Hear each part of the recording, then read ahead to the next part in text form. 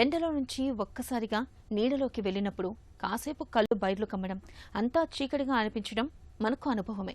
అయితే సాధారణ పరిస్థితుల్లోనూ కళ్ల ముందు తరచుగా చీకట్లు కమ్మేస్తుంటే, తలంతా తిరుగుతున్నట్లుగా ఉంటే, నేల జారిపోతున్నట్లుగా అనిపిస్తుంటే, కొన్ని సెకన్ల పాటు ఏమీ కనిపించకుండా పోతే, ఏదో బలం తక్కువైందనో, నరాల బలహీనతనో సరిపెట్టుకోకుండా వెంటనే డాక్టర్ని సంప్రదించాలి. ఎందుకంటే కళ్ల ముందు ఆవరించే చీకట్లను మన శరీరం మనకు చెప్పే డేంజర్ సిగ్నల్గా భావించాలి. మంట కనిపించకముందే పొగ వస్తుందన్నట్టుగా కళ్ల ముందు చీకట్లు కమ్ముకోవడం వెనుక కూడా ఎన్నో కారణాలు ఉండొచ్చు.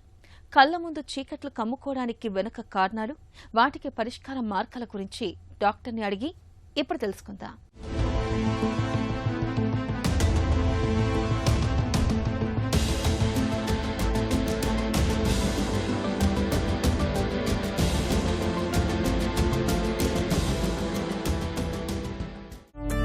కళ్ల ముందు చీకట్లు కమ్ముకు రావటానికి కారణాలేంటి?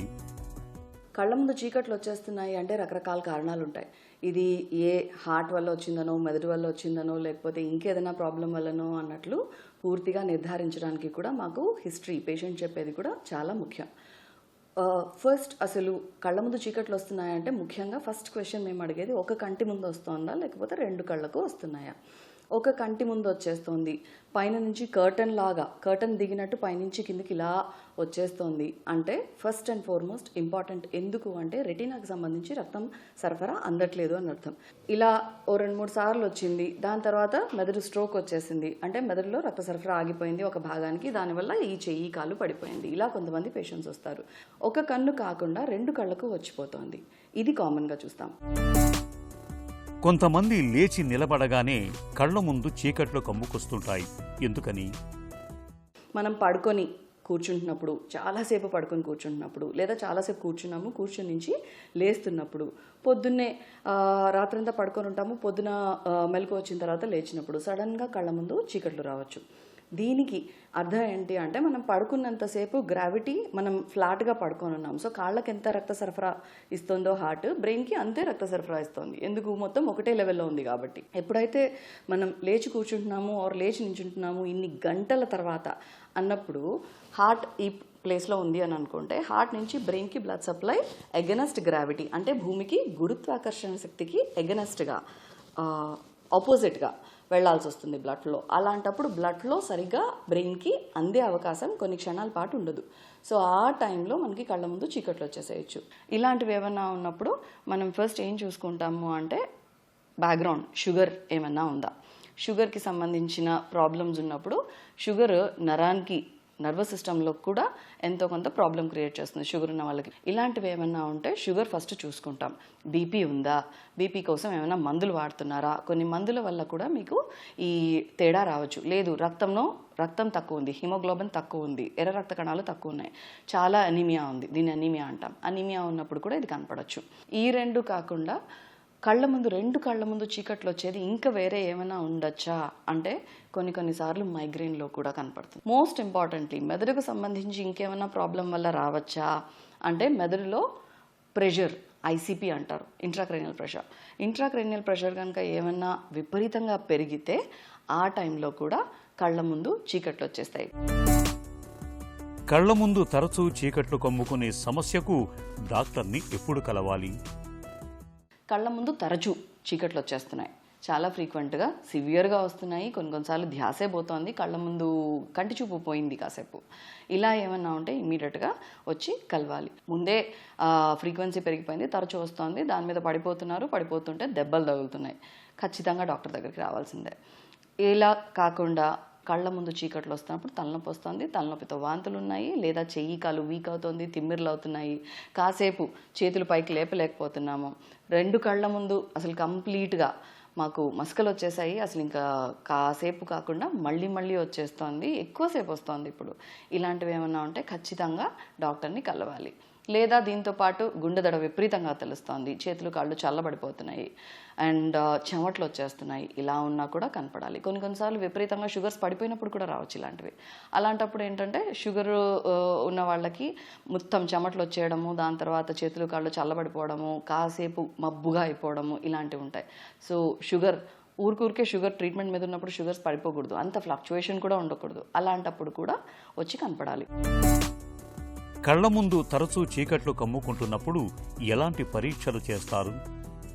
ఫస్ట్ మందులు ఏమైనా వాడుతున్నారా, బీపీ షుగర్ ఏమైనా ఉందా, దాని తర్వాత హార్ట్ ప్రాబ్లమ్స్ ఏమైనా ఉన్నాయా, హార్ట్ నుంచి బ్రెయిన్కి బ్లడ్ ఫ్లో వెళ్ళే దారిలో ఆ రక్తనాళాలకు ఏమైనా తేడా ఉందా, బ్రెయిన్కి సంబంధించి ప్రెషర్స్ ఏమైనా తేడా వస్తున్నాయా, ఇవన్నీ పేషెంట్ చెప్పిన హిస్టరీ ప్రకారం ఒకదాన్ని బట్టి ఒకటి. కొన్నిసార్లు ఎంఆర్ఐ బ్రెయిన్ ప్లెయిన్ కాంట్రాస్ట్, దాని తర్వాత ఐసీపీ ప్రోటోకాల్ కింద అంటే ప్రెషర్స్ ఎలా ఉన్నాయో చూసుకోవడానికి కొన్ని ఏరియాస్లో మాకు ఎంఆర్ఐ సెక్షన్స్ చాలా సన్నగా కావాలి, ఆ ఏరియాస్లో సెక్షన్స్ తీసుకుంటున్నామా, ఇవన్నీ కూడా పేషెంట్ చెప్పిన దాన్ని బట్టి ఉంటుంది. కొన్ని చిట్కాలతో చిన్నవన్నీ డీల్ చేయొచ్చు. కొన్ని కేసెస్లో మాత్రం ఈ పరీక్షలన్నీ చేయాల్సి వస్తుంది. చేసుకున్న తర్వాత ఎక్కడా ఏం లేదు అని నిర్ధారించుకొని చిట్కాలు మందులు ఫాలో అవడం, లేదు ఏదైనా ప్రాబ్లం కనబడితే దాని ప్రకారం ట్రీట్మెంట్ ఇవ్వడం జరుగుతుంది. తరచూ కళ్ల ముందు చీకట్లు కమ్ముకుంటున్న వారికి చికిత్స ఎలా ఉంటుంది? పడుకుని ఉన్నారు, మెలకు వచ్చిన వెంటనే కొంచెం ఈ ఎక్సర్సైజెస్ అన్ని చేసుకొని బెడ్ మీద నుంచి లేచి కూర్చొని దిగితే ఈ ప్రాబ్లం రాకుండా అవాయిడ్ చేయొచ్చు. యూరిన్ వెళ్తున్నప్పుడు ప్రాబ్లం వస్తుంది, కూర్చొని చేసుకోవాలి. యూరినేషన్ అనేది ఆ ప్రక్రియ కూర్చొని చేసుకోవాలి. ఇది కాకుండా హార్ట్కి సంబంధించి ఈ పరీక్షలు చేసిన దానిలో హార్ట్కి సంబంధించి పంపింగ్ కెపాసిటీ సరిగ్గా లేదు, లేదా హార్ట్ రిథమ్ అబ్నార్మాలిటీ కనపడుతుంది, అరిథ్మియా అంటారు దీన్ని. అంటే ఎక్కువసార్లు తక్కువసార్లు కొట్టుకోవడం, లేకపోతే అడ్డదిడ్డంగా హార్ట్ కొట్టుకోవడం, ఇలాంటివి కనపడినప్పుడు ఇమీడియట్గా గుండె డాక్టర్ దగ్గరికి వచ్చి కలిస్తే కనుక ఆటోమేటిక్గా గుండె డాక్టర్ పంపింగ్ కెపాసిటీ ఎందుకు తగ్గిందో చూసుకొని దానికి సంబంధించిన ట్రీట్మెంట్ మందుల ద్వారా, లేకపోతే ఆపరేషన్ చేసో స్టెంట్ పెట్టో, బ్లాక్స్ ఉన్నా కానీ ఈ గుండెకి రక్త సరఫరా లేకపోయినా కానీ ఆటోమేటిక్గా పంపింగ్ కెపాసిటీ తగ్గిపోతుంది. సో స్టెంటో సర్జరీ బైపాస్ చేయడమో, ఇవి రెండు కాకపోతే రిథమ్ అబ్నార్మాలిటీ ఉంది, అరిథ్మియా ఉన్నది, దానికి సంబంధించి మందులు ఉంటాయి, లేకపోతే ఎబ్లేషన్ ఉంటుంది. అంటే ఈ హార్ట్ కండలో కరెంట్ వెళ్ళడానికి ఒక సిస్టమే ఉంటుంది. హార్ట్ కూడా కండరమే. సో కండరం పనిచేయాలి అంటే ఒక కరెంట్ వెళ్ళాలి, కండరానికి ఒక సిగ్నల్ పోవాలి. ఆ సిగ్నల్లో తేడా వస్తుంది కాబట్టి ఆ సిగ్నల్ని కరెక్ట్గా మార్చడానికి కొన్ని ఏరియాస్లో అబ్లేట్ చేయడం, ఆ సిగ్నల్ ఉన్న ఏరియాలో కొన్ని తీసేయడం కూడా జరుగుతుంది. ఇలాంటివి చేయాల్సి ఉంటుంది. ఒకవేళ ఇందాక చెప్పుకున్నట్టు ఒక కంటికి సరిగ్గా రావట్లేదు, ఇక్కడ రక్తనాళం బ్లాక్ అయిపోయింది, ఇదే బ్రెయిన్కి సంబంధించిన రక్తనాళం కూడా. మెదడు 4 రక్తనాళాలతో సప్లై అవుతుంది, 4 మేజర్ వెజల్స్, 2 ముందు 2 వెనక. సో ఇక్కడ ఏమైనా బ్లాక్ కనబడుతుంది, దానివల్ల కంటి చూపు డౌన్ అయిపోయింది. సో ఆ బ్లాక్ క్లియర్ చేయాలి. బ్లాక్ ఎలా క్లియర్ చేస్తాము? ఆబ్వియస్గా దానికి స్టెంట్ వేయడం. ఇప్పుడు హార్ట్కి ఎలా స్టెంట్స్ వేస్తారో ఈ రక్తనాళానికి కూడా స్టెంట్ వేస్తాం. దాంతోపాటు హార్ట్కి బైపాస్ ఎలా చేస్తారో ఈ రక్తనాళానికి ఎండాట్రెక్టమీ అంటాం. ఎండాట్రెక్టమీ కూడా చేయాల్సి రావచ్చు. కొన్ని కేసెస్ వర్టెబ్రోబెసిలర్ ఇన్సఫిషియన్సీ అంటారు. వర్టెబ్రోబెసిలర్ ఇన్సఫిషియన్సీ అంటే మెదడుకు సంబంధించి వెనక రక్తనాళాల్లో కూడా బ్లడ్ సప్లై సరిగ్గా రావట్లేదు. దానికి సంబంధించి ఇందాక స్కాన్స్ చెప్పాను, స్కాన్స్లో కనపడుతుంటే వర్టెబ్రోబెసిలర్ ఇన్సఫిషియన్సీకి ఏం చేయగలము? మోస్ట్ ఆఫ్ ద టైమ్స్ వీబీఐ చేస్తున్నప్పుడు వర్టెబ్రోబెసిలర్ ఇన్సఫిషియన్సీ ట్రీట్మెంట్ మందులు, లేకపోతే ఇక్కడ నుంచి పైకి వెళ్తున్నప్పుడు ఇక్కడ బ్లాక్స్ ఉండొచ్చు. అలా బ్లాక్ కానీ, లేకపోతే రక్తనాళం చీరుకుపోవడం కానీ, ఇలాంటివి ఏమైనా ఉంటే దానికి సంబంధించి ఇంటర్వెన్షన్ చేయాల్సి ఉంటుంది. మైగ్రేన్కి ట్రీట్మెంట్. మెదడుకు సంబంధించి ప్రెషర్ విపరీతంగా పెరిగిపోయినప్పుడు ఫస్ట్ మందులతో ప్రెషర్ తగ్గించడానికి చూస్తాం. మందులతో కొన్ని వారాలు నెలలు ఫాలోఅప్ చేస్తాం. బాగా ప్రెషర్ తగ్గింది, మందులు కొన్ని నెలల తర్వాత ఆపేసిన తర్వాత మళ్ళీ ప్రెషర్ స్టార్ట్ అవుతున్నాయి, సివియర్గా స్టార్ట్ అవుతున్నాయి. టు ద ఎక్స్టెంట్ కళ్ళు అసలు విజనే తగ్గుతోంది, రోజు రోజుకి పడిపోతుంది. అలాంటి కేసెస్కి రెండో రౌండ్ కాబట్టి చాలా నెలల పాటు ఈ డిజీజ్ యాక్టివ్గా ఉండే అవకాశం ఉంటుంది. కాబట్టి ఆటోమేటిక్గా మెదడు నుంచి ప్రెషర్ తగ్గడానికి మెదడులో నీటి గదులు ఉంటాయి. నీటి గదుల నుంచి పొట్టలోకి ఒక షంట్ వేస్తాం. ఆ షంట్ ద్వారా మెదడు ఇప్పుడు వాడుతోంది ప్రోగ్రామబుల్ షంట్ వాడుతున్నాము. ప్రోగ్రామబుల్ షంట్తో ఏంటంటే మనము మెదడు ప్రెషర్ని మనమే మానిటర్ చేయొచ్చు, మనమే నాకు ఇంత ప్రెషర్ కావాలి అని సెట్ చేసుకోవచ్చు. దాన్ని బట్టి ప్రెషర్ సెట్ చేసుకుంటూ ట్రీట్మెంట్ మానిటర్ చేసుకుంటాం. కళ్ల ముందు ఒక్కసారిగా చీకట్లు కమ్ముకోవడం, తల తిరగడం, మసకగా కనిపించడం వంటి లక్షణాలను చిన్నచూపు చూడకూడదు. వెంటనే తగిన పరీక్షలు చేయించుకోవాలి. ఇప్పటికే బీపీ, షుగర్, రక్తహీనత, గుండె జబ్బులతో బాధపడేవారు ఈ విషయంలో మరింత అప్రమత్తంగా ఉండాలి.